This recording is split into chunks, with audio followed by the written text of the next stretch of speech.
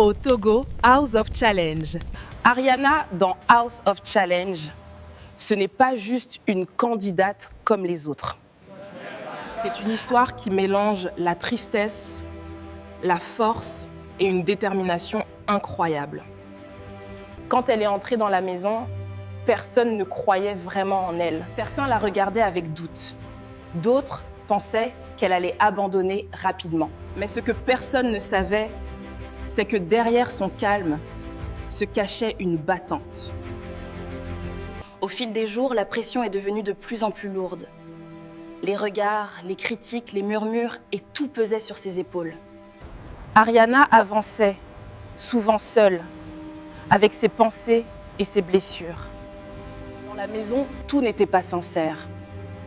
Certaines personnes qui se disaient proches d'elle ont fini par la trahir.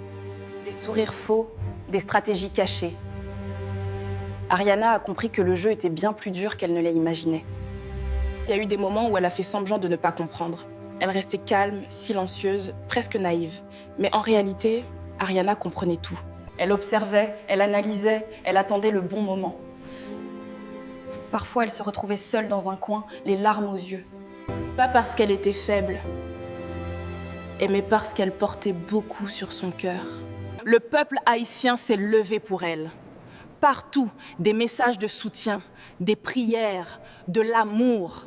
Chaque jour, les Haïtiens supportaient Ariana parce qu'ils voyaient en elle bien plus qu'une candidate. Ils voyaient une fierté nationale. Des supporters ont même acheté des tableaux avec son image pour lui offrir en signe d'amour et de respect. Au Togo, des figures comme Tati Mandel et Ticolone se sont déplacées pour aller la soutenir. Leur présence a marqué les esprits. Ariana n'était plus seule, elle était portée par tout un peuple. Même l'ambassadeur haïtien en Afrique du Sud s'est intéressé à son parcours. Sa présence symbolisait la importance de ce qu'Ariana représentait. Le peuple haïtien est tellement solidaire que même la robe qu'Ariana portera pour la finale est en train d'être cousue en direct par un designer. Un geste rempli d'amour et de sacrifice.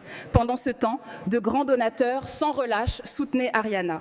Ils donnaient encore et encore pour qu'elle puisse aller jusqu'au bout, parce qu'ils croyaient en elle. Mais malgré tout cet amour, Ariana continuait de faire face à des attaques dans la maison. Certains candidats lui manquaient de respect. Ils essayaient de la déstabiliser. Ils voulaient la voir tomber. Mais Ariana restait debout. Un jour, face à la caméra, elle a parlé avec le cœur. Elle disait « Je ne suis pas venue ici pour l'argent et je suis venue pour faire flotter le drapeau de mon pays plus haut. » Ces mots ont touché des milliers de personnes. Parce qu'ils étaient vrais. Parce qu'ils venaient de l'âme. Mais il y avait aussi une grande tristesse. Malgré tous ses efforts, mais malgré tout ce qu'elle représentait pour Haïti, aucun dirigeant de l'État haïtien ne s'est déplacé pour la soutenir. Aucun message officiel, un silence lourd qui a blessé beaucoup de cœurs. Mais Ariana, elle, n'a pas changé. Elle a continué à avancer, avec dignité, avec courage. Chaque défi devenait un combat. Chaque victoire, une revanche sur ceux qui doutaient d'elle. Et plus le temps passait, plus elle devenait forte. Le jour de la finale approchait. La robe venue de France était prête. Les supporters étaient en feu. Le peuple haïtien retenait son souffle. Ariana, elle regardait loin avec les larmes aux yeux, mais le cœur rempli de foi. Parce qu'au fond, elle savait une chose. Elle n'était plus seule. Elle portait un pays. Elle portait un peuple. Elle portait une histoire. Et quoi qu'il arrive, Ariana avait déjà gagné le respect du monde entier. Parmi toutes ces émotions, il est important de reconnaître ceux qui ont rendu cette aventure possible. Félicitations à Jojo et Bovan, les organisateurs de House of Challenge. Grâce à leur vision, cette plateforme est devenue une scène internationale. C'est eux qui ont ouvert la porte à Ariana. Et aujourd'hui, le monde entier voit ce qu'elle est capable de faire. Leur travail ne passe pas inaperçu. Ils ont su créer une compétition pleine d'émotions, de défis et d'opportunités. Et pour cela, ils méritent le respect. Aujourd'hui, l'histoire continue de s'écrire. Ariana n'est plus seule dans cette course finale. Elle va affronter une autre grande candidate, MK Michelle. Une adversaire forte, déterminée, respectée. La finale s'annonce intense, un moment décisif, un moment que tout le monde attend. Le vendredi 10 avril 2026, Jojo et Bovan ont posé un acte rempli d'humanité. Ariana et MK Michelle ont offert des kits et des enveloppes à plusieurs mamans.